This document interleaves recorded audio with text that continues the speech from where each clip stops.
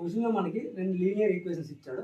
అయితే ఇప్పుడు మనకి ఏం కనుక్కోమన్నాడంటే ఇవి ఎలాంటి సొల్యూషన్స్ ఉంటాయని అడిగాడు. ఎప్పుడు కూడా ఒక లీనియర్ ఈక్వేషన్ అనేది a x plus b y plus c ఈ ఫార్మెట్లో ఉంటుంది.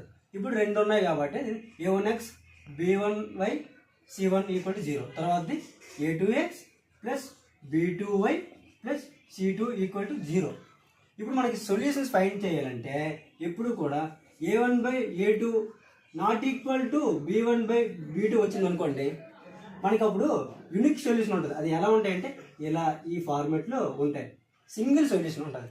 అదే ఒకవేళ a1 by a2 equal to b1 by b2 equal to c1 by c2 ఉందనుకోండి, నెంబర్ ఆఫ్ సొల్యూషన్స్ ఉంటాయి, ఇన్ఫినిటీ సొల్యూషన్స్ అనమాట.